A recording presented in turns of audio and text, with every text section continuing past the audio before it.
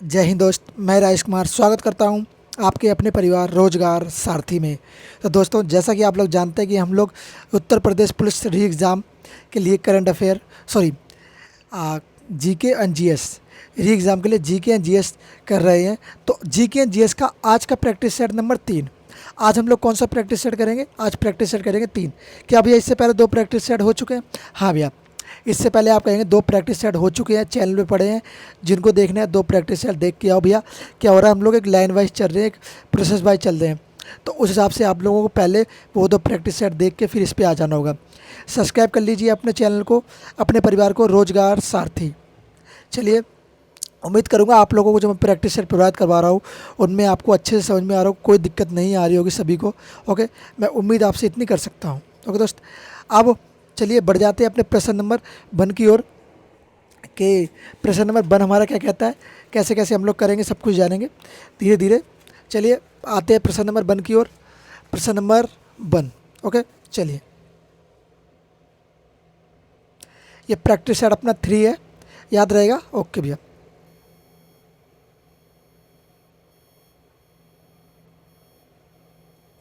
प्रश्न नंबर 1 क्या कहता है हमारा? प्रश्न नंबर 1 कहता है कि राजा बिंबिसार के दरबार में, क्या कहता है कि राजा बिंबिसार के दरबार में,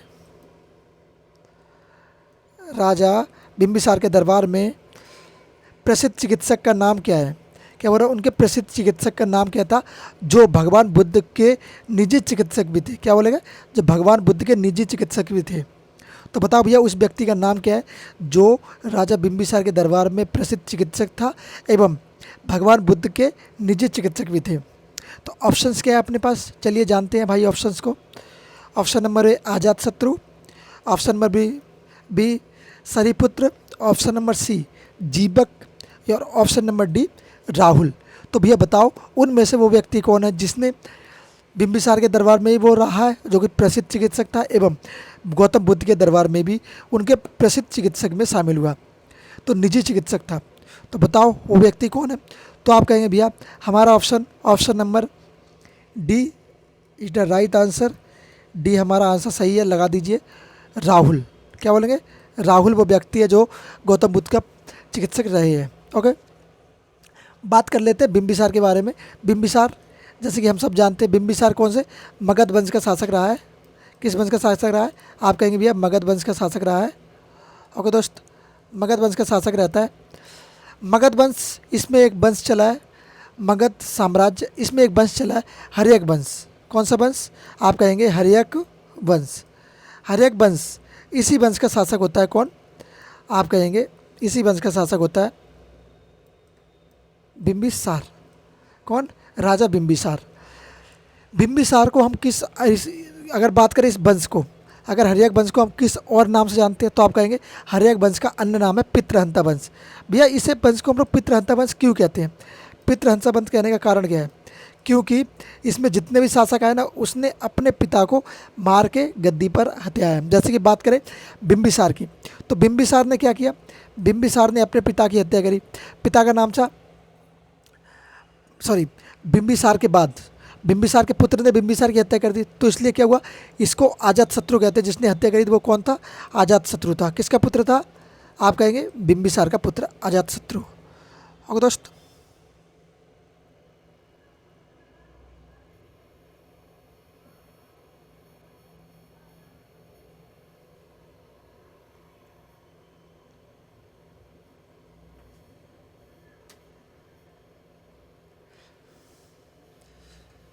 सॉरी, क्या कहेंगे, बिंबिसार का पुत्र अजात शत्रु। ओके, तो आप अपना ऑप्शन नंबर राइट जो होने वाला है वो क्या रहेगा?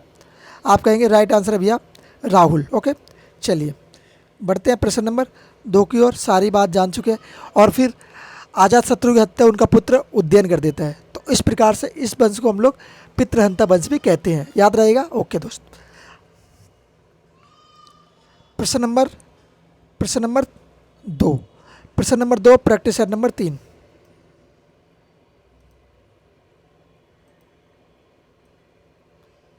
चलिए बात करते हैं, प्रश्न क्या कहता है किस स्मारक से गौतम बुद्ध ने दुनिया के लिए बौद्ध धर्म के अपने दिव्य ज्ञान का प्रचार किया? बताओ वो कौन सी जगह थी जहाँ गौतम बुद्ध ने अपने बौद्ध धर्म के प्रचार दिव्य ज्ञान का प्रचार किया? तो भैया दिव्य ज्ञान का प्रचार कौन से स्थान से किया गौतम बुद्ध ने, ये वो पूछना चाह रहे हैं। तो बताओ, ऑप्शन नंबर ए हुमायूं का मकबरा, ऑप्शन नंबर बी महाबोधि मंदिर समूह, ऑप्शन नंबर सी कुतुब मीनार से किया, या option number D Lal Qila से किया? तो आप बताएंगे भैया राइट आंसर क्या होने वाला है इसका। तो बताओ राइट आंसर क्या रहेगा। तो राइट आंसर आप कहेंगे ऑप्शन नंबर बी। क्या कहेंगे? Option number B for ball, B for ball. Okay, option number B आपका राइट आंसर होने वाला है। चलिए अब कुछ और बातें कर लेते हैं, जैसे बाकी स्थानों के बारे में, जैसे हुमायूं का मकबरा। तो भैया हुमायूं का मकबरा कहाँ स्थित है? आप कहेंगे दिल्ली में। कहाँ पर स्थित है? DL दिल्ली में। ये हुमायूं का मकबरा बनाया किसने था? जिसे हम कहते हैं हाजी बेगम कहेंगे या हमीदा बानो बेगम कहेंगे।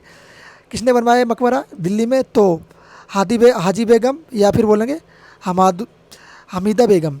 ओके, हाजी बेगम या फिर बोलेंगे हमीदा बेगम, अन्य नाम हमीदा बेगम। भैया नोटबुक लेके बैठिए हाथ में, साथ साथ में लिखते जाइए आप लोगों के। हमीदा बेगम। ओके, ये क्या हुआ? हमीदा बेगम ने इसका निर्माण करवाया। अगर बात करें महाबोधि समूह, तो ये कहाँ पर स्थित है? अशोक द्वारा बनवाया गया था। निर्माण किसने करवाया था? अशोक ने इसका करवाया था। ओके, मौर्य वंश का शासक था अशोक। अभिलेख, ओके, इसको अभिलेखों का जनक भी कहा जाता है हमें इसको। ओके, अब बात करते हैं कुतुब मीनार। कुतुब मीनार सब जानते हैं। कुतुब मीनार किसने बनवाई? कुतुबुद्दीन ऐबक ने इसकी नींव रखी थी। अगर बात करें इसका निर्माण कार्य अंतिम किसने किया, तो बात करें इल्तुतमिश द्वारा इसका अंतिम कार्य किया गया। ओके, अब बात करते हैं लाल किले की।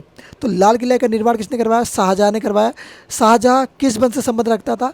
तो आप कहेंगे शाहजहाँ जो है मुगल वंश से संबंध रखता था। तो लाल किले का निर्माण कौन करवाता है? तो आप कहेंगे लाल किले का निर्माण करवाता है शाहजहाँ। याद रहेगा? ओके दोस्त, चलिए बढ़ते हैं प्रश्न नंबर 3 की ओर। प्रश्न नंबर 2 तक हम लोग कवर कर चुके हैं। अगर किसी को कोई डाउट है तो कमेंट बॉक्स में लिखिए, भैया डाउट क्लियर करूंगा। ओके, चलिए क्या कहेंगे? अगर किसी को कोई डाउट है तो कमेंट बॉक्स में लिख दीजिए, भैया डाउट है। अब आ जाते हैं प्रश्न नंबर अपने 3 की ओर। 3 प्रश्न नंबर क्या कहता है? पाली में बौद्ध ग्रंथ को आमतौर पर त्रिपिटक यानी 3 फोल्ड बास्केट कहा जाता है। 3 फोल्ड बास्केट मतलब तीनों पिटक एक ही साथ शामिल है। ओके, त्रिपिटक कहा जाता है। इनमें से कौन सा त्रिपिटक से नहीं है? मतलब ये पूछ रहा है इनमें से कौन सा त्रिपिटक नहीं है। तो त्रिपिटक में 3 पिटक आते हैं, उनमें 3 पिटक अलग अलग है। जैसे बात करें अभिधम पिटक, क्या है भैया इसमें? आप कहेंगे भैया है। आप कहेंगे सुत पिटक, हाँ भैया सुत पिटक भी इसके अंदर। क्या उपासक पिटक है? कमेंट बॉक्स में बताओ। विनय पिटक, हाँ भैया विनय पिटक है। तो ऑप्शन अपना क्या हो जाएगा भैया? उपासक पिटक, क्योंकि उपासक पिटक इसके अंदर नहीं है। ओके, तो आप लोग कहेंगे भैया उपासक पिटक। क्या कहने वाले होंगे? आप कहेंगे भैया उपासक पिटक इज द राइट आंसर। उस उपासक पिटक आप लगा दीजिए। बात करें अभिधम पिटक का निर्माण कब हुआ? आप कहेंगे तीसरी बौद्ध संगीति पे। कब हुआ? 3rd बौद्ध संगीति जब हुई तब हुआ था। ओके, 3rd बौद्ध संगीति के समय हुई इसकी। दार्शनिक कौन है? ओके, बात करें सुत पिटक, तो इसका कब हुआ? इस पे कहते हैं धर्म संबंधित पिटक। ये जो है इसमें अभिधम पिटक में क्या है? तीसरी बौद्ध संगीति के बारे में बताया गया है। सुत पिटक में धर्म संबंधित पिटक के बारे में बताया गया है। ओके दोस्त, विनय पिटक में क्या है? नीति संबंधित बारे में, कि नीतियाँ कैसे बननी है वगैरह वगैरह। तो विनय पिटक में नीति संबंधित बातें करी गई हैं। याद रहेगा? ओके भैया याद रहेगा नहीं, पूछूंगा अगली बार तो बताना पड़ेगा आप लोगों को। ओके, चलिए आते हैं दोस्त प्रश्न नंबर 4 पर। प्रश्न नंबर 4 क्या कहता है? मौर्यकालीन भारत के विवरण वाली इंडिका लिख के लेखक कौन है? भैया क्या पूछ रहा है ये? बड़ा जबरदस्त प्रश्न दे दिया इसने। तो क्या दिया है? मौर्यकालीन भारत के विवरण वाली इंडिका के लेखक थे। तो बताओ भैया इंडिका पुस्तक के लेखक कौन है? तो क्या कहेंगे आप? तो ये पूछ रहा है इंडिका पुस्तक जो है उसके लेखक कौन है, जो कि मौर्य काल की है। तो ऑप्शंस क्या है अपने पास? ऑप्शन नंबर ए मैगस्थनीज की पुस्तक है। क्या मैगस्थनीज ने लिखी है वो?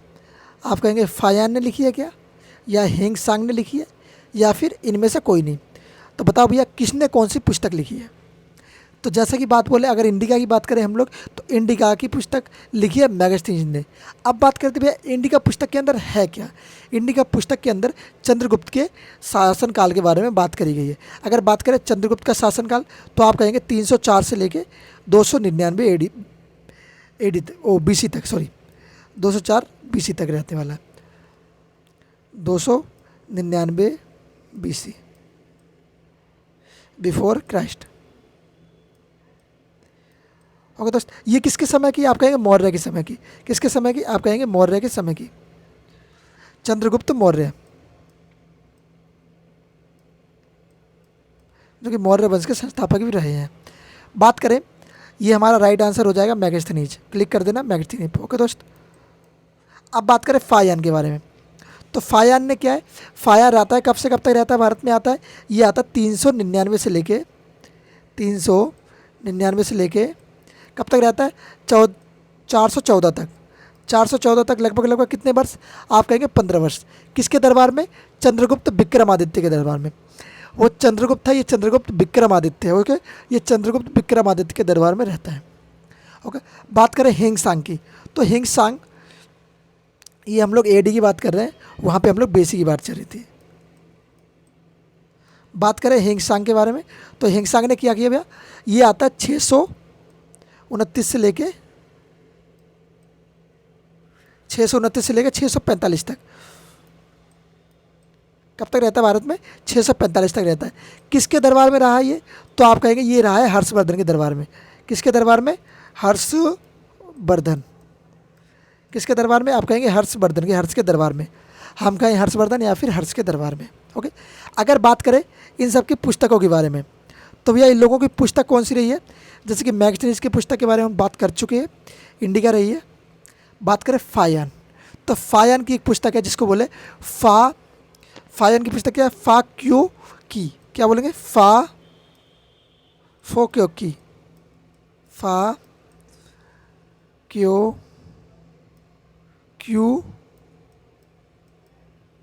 की, फाक्यों की किसकी पुस्तक है, आप कहेंगे ये है फायान की। भैया फायान की फाक्यों की होगी, तो बताइए कि हिंगसांग की पुस्तक का नाम क्या है, तो आप कहेंगे हिंगसांग की पुस्तक का नाम है CU की, CU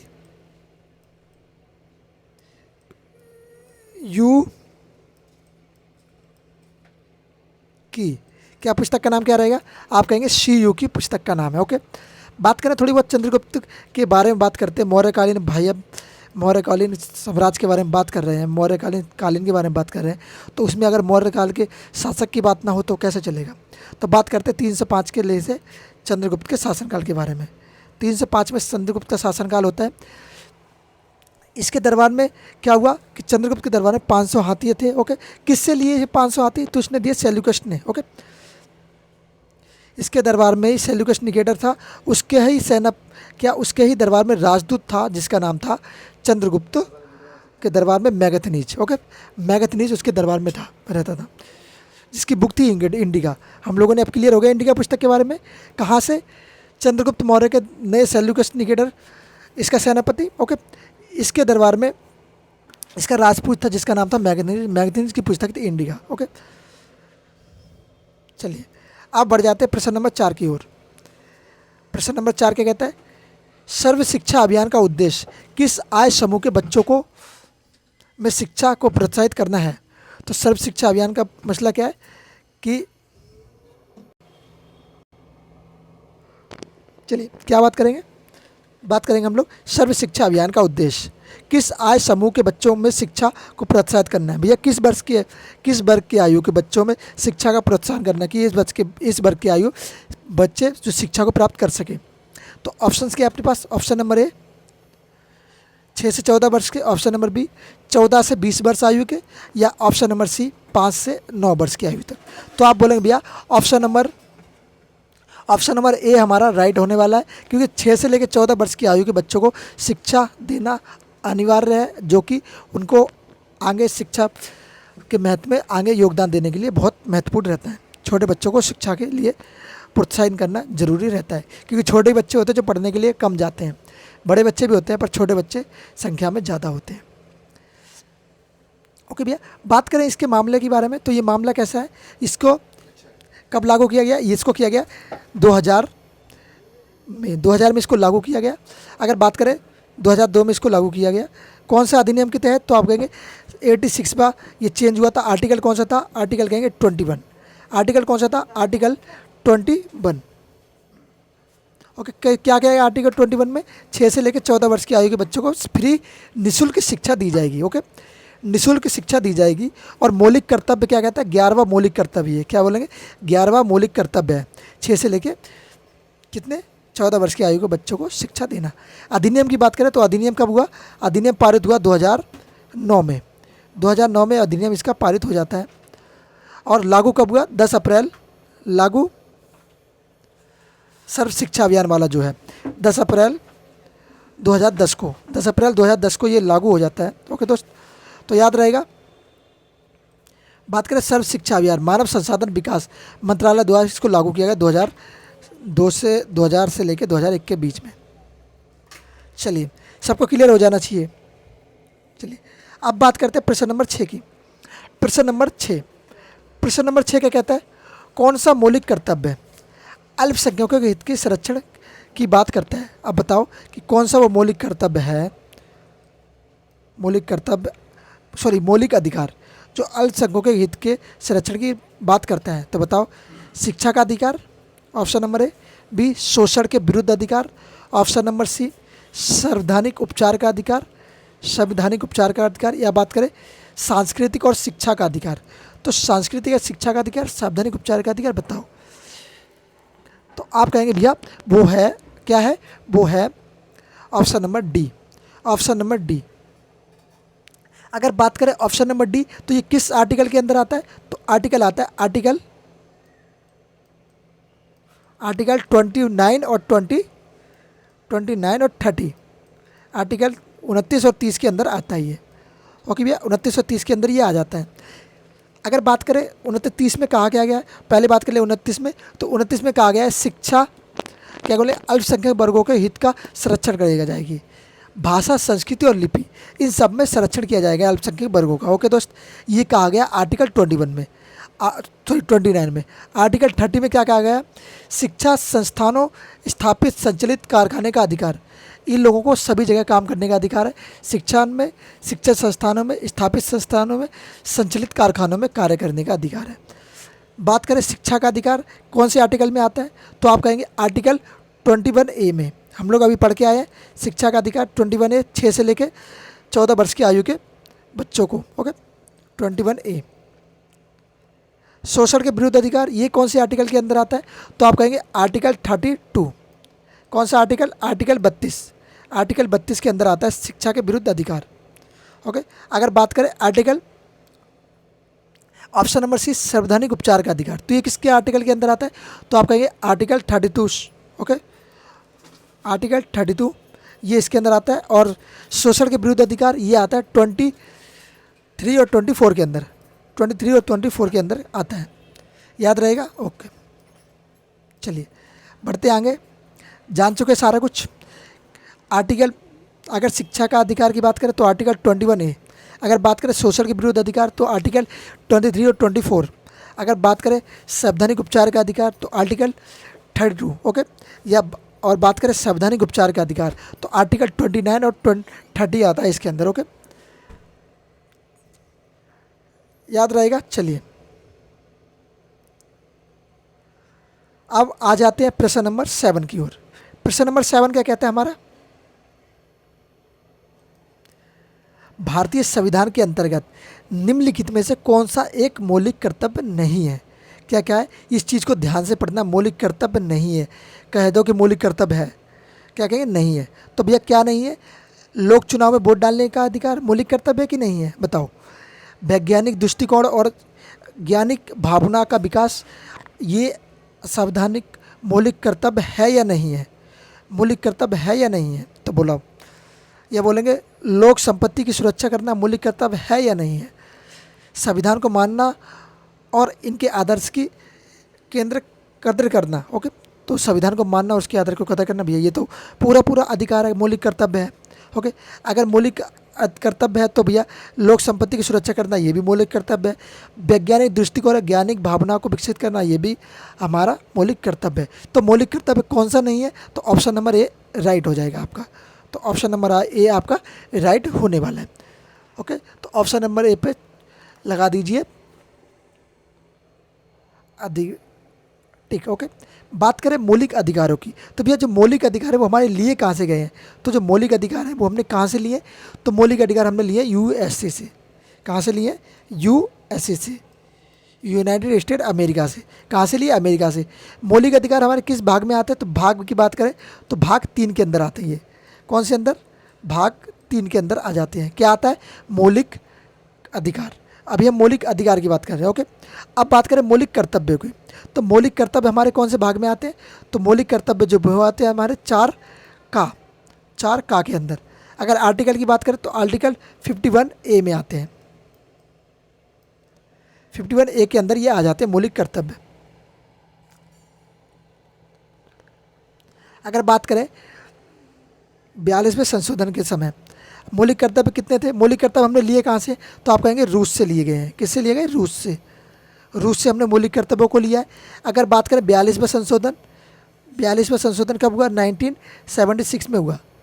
1976 में जब 42वां संशोधन हुआ तो उसमें उस समय कुल कर्तव्य कितने थे, तो कुल कर्तव्य कितने थे, कर्तव्य की बात करें तो कुल कर्तव्य थे हमारे 10। अब वर्तमान में बात करें तो वर्तमान में 10 से बढ़कर संख्या कितनी हो चुकी है, आप कहेंगे 10 से बढ़कर हो चुकी है 11। कितनी संख्या होगी, 11 संख्या हो चुकी है। किसके द्वारा किया गया है, सरदार स्वर्ण सिंह समिति के माध्यम से। सरदार स्वर्ण सिंह समिति ने इसकी मेजबानी करी थी।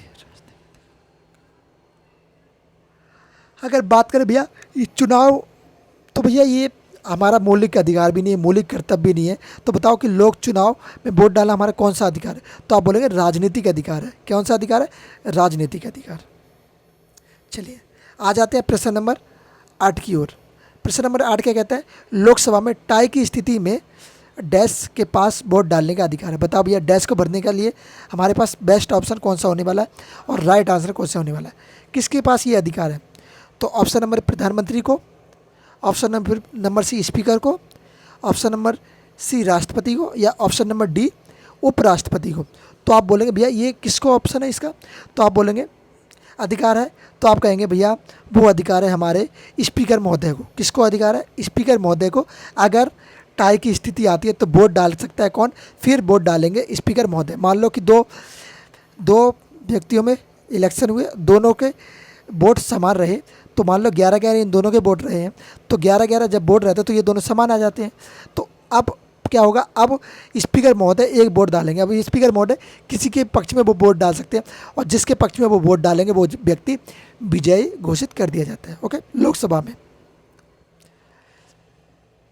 चलिए बात करें राष्ट्रपति, तो राष्ट्रपति प्रधानमंत्री कौन से उसमें आ जाता है, तो प्रधानमंत्री आता है हमारे 75 आर्टिकल के अंदर। ओके, राष्ट्रपति द्वारा चुना जाता है। ओके दोस्त, अगर बात करें राष्ट्रपति, तो राष्ट्रपति 52 के अंदर आता है, किसके 52 के अंदर आता है। और निर्वाचन मंडल 54 में आता है इसका, और चुनाव आता है 55 में। ओके दोस्त, आर्टिकल की बात करें। उपराष्ट्रपति भैया, उपराष्ट्रपति आता है आपका 62 में, सॉरी 62 में उपराष्ट्रपति आता है, और 66 में चुनाव, और 63 में पद इसके होते हैं शामिल। याद रहेगा। चलिए बात करते हैं प्रश्न नंबर 9 की। प्रश्न नंबर 9, स्पीकर आर्टिकल 100 में आता है। ओके, 100 का में। अगर बात करें प्रश्न नंबर 9 की, अनुसूचित जनजाति के संरक्षण के लिए एक क्षेत्र को अनुसूचित क्षेत्र के रूप में घोषणा करने की शक्ति किसके पास है। अगर मान लो अनुसूचित जनजाति है, उसके संरक्षण के लिए अगर एक अच्छा अलग सा क्षेत्र बना दिया जाए, तो उस क्षेत्र को बनाने के लिए घोषणा करने का अधिकार किसके पास है, किस व्यक्ति के पास ये अधिकार है। तो बताओ, ऑप्शन नंबर ए भारत के प्रधानमंत्री के पास, नहीं भैया प्रधानमंत्री के पास तो नहीं हो सकता। बोलेंगे ऑप्शन नंबर बी भारत के राष्ट्रपति के पास, नहीं भैया राष्ट्रपति के पास भी नहीं हो सकता। सॉरी, क्या बोलेंगे, राष्ट्रपति के पास क्या हो सकता है, हाँ भैया राष्ट्रपति के पास हो सकता है। ऑप्शन नंबर सी, क्या मुख्यमंत्री के पास? नहीं भैया, मुख्यमंत्री के पास तो बिल्कुल नहीं हो सकता। जब प्रधानमंत्री के पास नहीं तो मुख्यमंत्री के पास कहाँ से हो जाएगा? तो वो होगा राष्ट्रपति के पास, कि राष्ट्रपति प्रथम व्यक्ति होते हैं भारत के नागरिक, प्रथम नागरिक होते हैं। ओके, चलिए, तो ये अधिकार है हमारे राष्ट्रपति जी को। मुख्यमंत्री कौन से आर्टिकल के अंदर आ जाते हैं? तो मुख्यमंत्री आता है 164 आर्टिकल के अंदर, राज्यपाल द्वारा चुना जाता है। ओके दोस्त, अगर बात करें SC ST के बारे में, तो SC ST किस सूची में शामिल है? तो आप बोलेंगे 5वीं अनुसूची में शामिल है। 5वीं अनुसूची में आर्टिकल कौन सा रहेगा? तो आर्टिकल की बात करें, आर्टिकल 244 और 244A, इन दोनों के अंदर ये शामिल होते हैं। चलिए बढ़ते हैं प्रश्न नंबर 10 की ओर। प्रश्न नंबर 10, नासा के अनुसार सूर्य के बाद पृथ्वी का निकटतम तारा कौन सा है? तो बताओ, नासा के अनुसार सूर्य के बाद निकटतम तारा कौन सा है? तो आप कहेंगे भैया नासा के अनुसार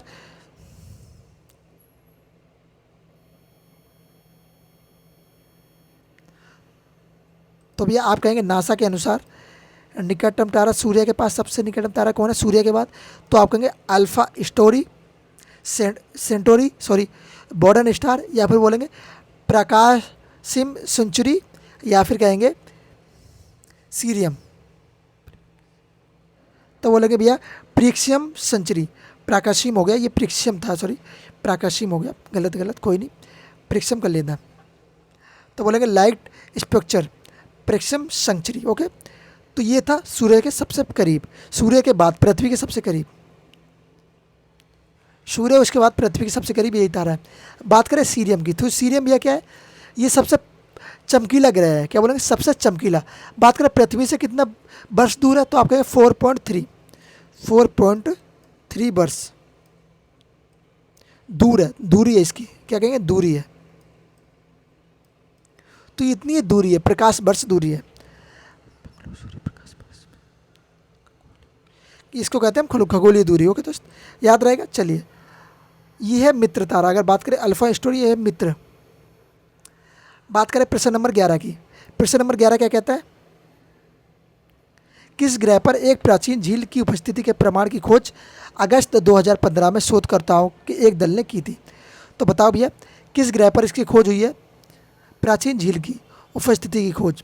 तो बताओ, क्या वह बृहस्पति है, क्या वो बुध है, क्या वो शुक्र है, या फिर वो मंगल है? तो बताओ वो ग्रह कौन सा है जिस पर प्राचीन झील की खोज हुई है?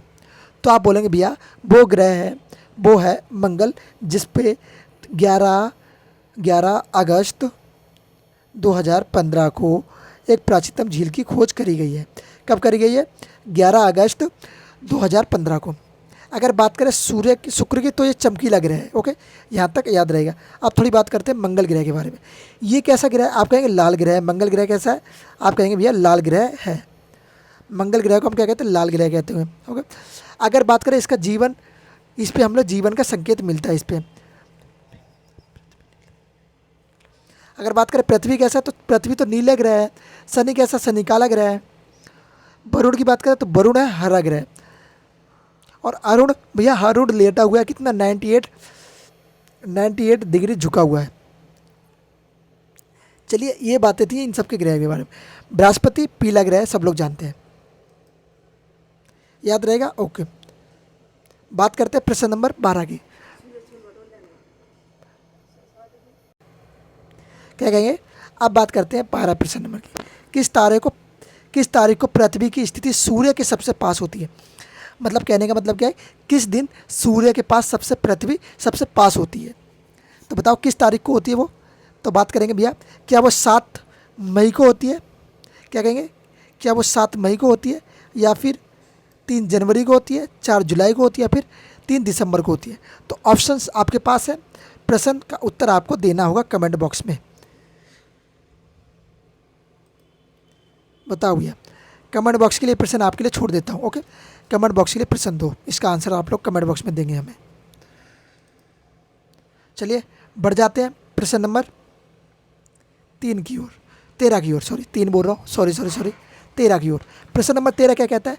नागा अर्जुन सागर बांध किस नदी पर है? क्या कह रहा है कि नागा अर्जुन सागर बांध किस नदी पर है? तो आप बताओ भैया, नागा अर्जुन सागर बांध किस नदी पर है? तो आप कहेंगे भैया ऑप्शन नंबर 1 कृष्णा नदी पर, बी नर्मदा नदी पर, सी महानंदा नदी पर, या डी भागीरथी नदी पर। तो बताओ भैया किस नदी पर नागा अर्जुन सागर बांध स्थित है। तो आप कहेंगे भैया ऑप्शन नंबर ए हमारा राइट आंसर, लगा दीजिए ऑप्शन नंबर ए। ओके भैया लगा दिया। तो बताओ भैया नर्मदा नदी पर कौन सा बांध है। नर्मदा नदी पर बोलेंगे अब सरदार सरोवर बांध। कौन सा? सरदार सरोवर बांध, शॉर्ट में लिख रहा हूँ, कोई दिक्कत नहीं है। सासाबा सरदार सरोवर बांध। बात करें महानंदा नदी पर, तो महानदी पर कौन सा है? तो आप बोलेंगे महानदी पर है हीराकुंड बांध। याद रहेगा, बहुत बार पूछा जाता है, पेपर में बनते हैं बहुत बार।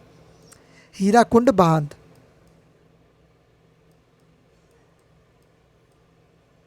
हीराकुंड बांध। बात करें भागीरथी पर, तो भागीरथी पर आ कहेंगे हिडारी बांध। याद रहेगा, हिडारी बांध याद रहना चाहिए। ओके दोस्त, चलिए अब बढ़ जाते हैं अपने प्रश्न नंबर 3 की ओर। प्रश्न नंबर 3 प्रश्न नंबर 3 सॉरी प्रश्न नंबर 3 बोल रहा हूँ, ये तुम्हारा प्रैक्टिस सेट नंबर 3 है। प्रश्न नंबर 14 प्रश्न नंबर 14 क्या कहता है? 1 अक्षांश डिग्री, कितने बोले? 1 अक्षांश डिग्री लैटिट्यूड, क्या कहता है?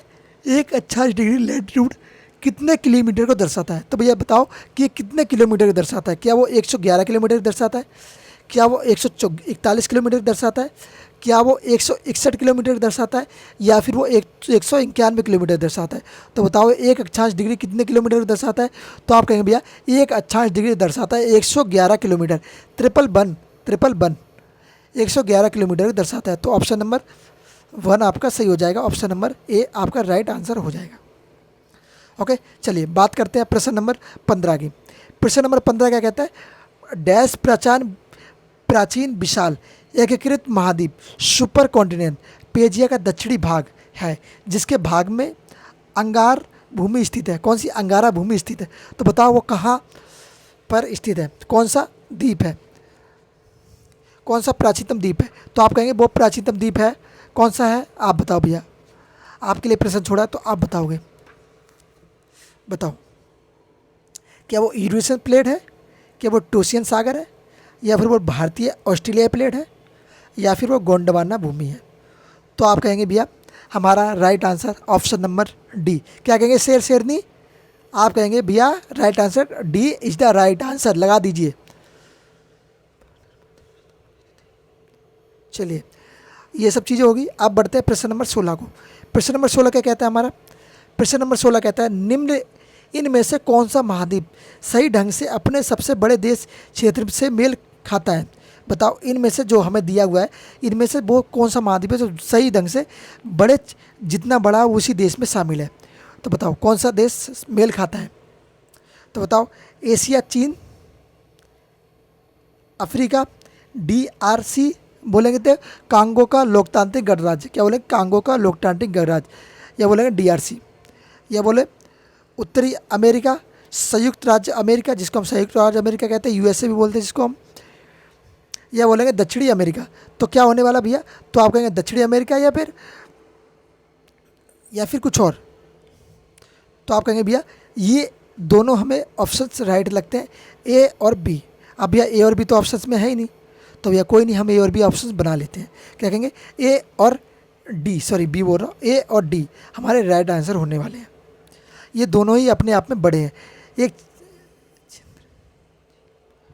क्या कहते हैं, रुक चीन अब आया भारत, हमारी इसकी ट्रिक है ना, तो याद कर लेना, रुक चीन अब आया भारत से।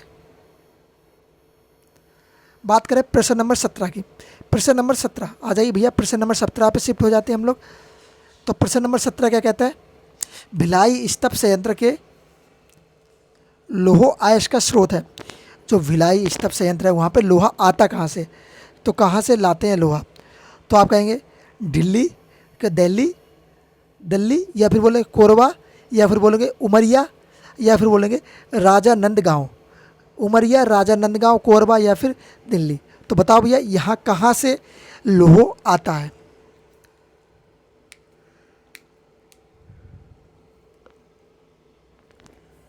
तो बोलेंगे ये आता है दिल्ली से। Right answer Delhi. ये कहाँ है? ये है हरी में, राज्य हरी में को वोल्दो जिले में, कौन से, बाल्दो जिलों में, बाल्दो जिला में, ओके बोले, बाल्दो जिला में ये स्थित है। बात करें उमरिया और कोयला, ये किसके लिए, ये बोलेंगे आप लोग बोलेंगे ये कोयला के लिए स्थित है, कोयला के लिए फेमस है, कोयला के लिए जाने जाते हैं। अगर बात करिए गांव, तो ये गांव कहाँ पे स्थित है, दिल्ली, ये बोलेंगे छत्तीसगढ़ में स्थित है। सहयोग इसके किसके सहयोग से बना, आप कहेंगे रूस के सहयोग से ये बना है। सहयोगी कौन है, रूस इसमें सहयोगी है। प्रश्न नंबर 18, प्रश्न नंबर 18 क्या कहता है, आगामी वे जनजाति है जो रहती है, कहाँ रहती है, आगामी जनजाति, आगामी वे जनजाति है जो रहती है, कहाँ रहती है आगामी जनजाति। तो ऑप्शंस के माध्यम से आप लोग आंसर देंगे। ऑप्शन नंबर ए अंडमान व निकोबार में, ऑप्शन नंबर बी मिजोरम में, ऑप्शन नंबर सी नागालैंड में, या ऑप्शन नंबर डी राजस्थान में। बताओ ये जनजाति कहाँ रहती है। तो आप कहेंगे भैया ये जनजाति जो है वो रहती है मिजोरम में। कहाँ रहती है, आप कहेंगे मिजोरम में रहती है। ओके बोले, तो अंडमान निकोबार में कौन सी जनजाति रहती है, तो आप कहेंगे स्टेलीज, क्या बोलेंगे, स्टेलीज।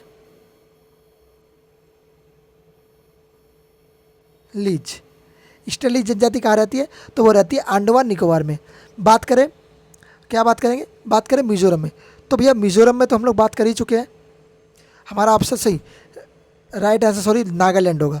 मिजोरम में कौन सी जनजाति रहती है, तो आप कहेंगे वो रहती है मिजोरो या फिर लाखोरो। ओके, राजस्थान में मीणा और भीला और गरड़िया। ओके, मीणा, भीसिया, गरड़िया, ये कहाँ रहते हैं, ये राजस्थान में रहते हैं। चलिए आते हैं प्रश्न नंबर 19 पे। प्रश्न नंबर 19, पमयोंग्स मठ, कौन सा, पमयोंग्स मठ भारत के निम्नलिखित में से किस राज्य में स्थित है। तो बताओ भैया पमयोंग्स मठ किस राज्य में स्थित है। ऑप्शंस नंबर ए आसाम में, क्या कहेंगे, ऑप्शन नंबर ए आसाम में, बी मेघालय, सी त्रिपुरा, या डी सिक्किम। तो बताओ किस राज्य में स्थित है ये। तो आप कहेंगे भैया ये स्थित है, आप कहेंगे क्या कहेंगे, सिक्किम में। राइट आंसर रहेगा, क्या रहेगा राइट आंसर, आप कहेंगे Sikkim.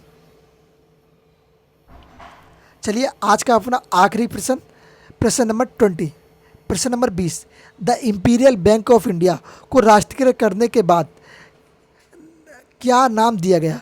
Imperial bank of India को राष्ट्रीयकृत करने के बाद उसको नाम क्या दिया गया, किस नाम से बुलाया गया। तो बताओ भैया इंपीरियल बैंक ऑफ इंडिया को राष्ट्रीयकृत करने के बाद क्या नाम दिया गया।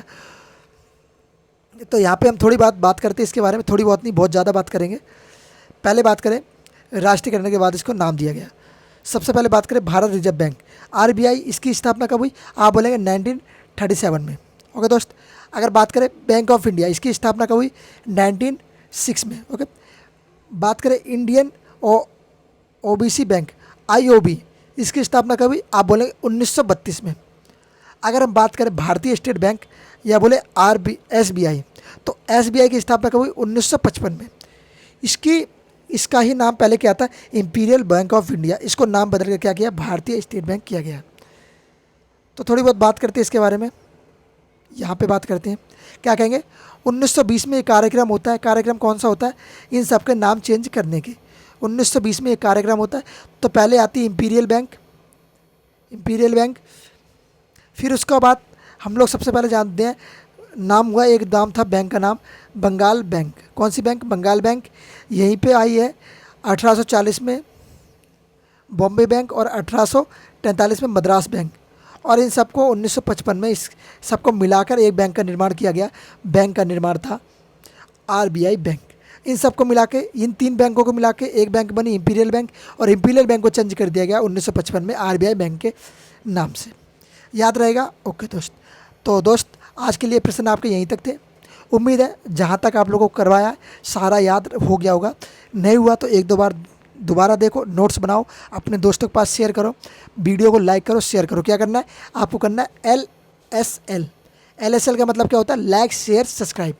ओके, लाइक शेयर सब्सक्राइब जरूर करना, लाइक सब्सक्राइब शेयर। सब्सक्राइब करो, सब्सक्राइब करने के बाद क्या है, बेल आइकन को जरूर दबा दे। बेल आइकन से क्या रहेगा, आपके पास नोटिफिकेशन आता रहेगा कि भैया वीडियो आ चुकी है और देख लो जाके।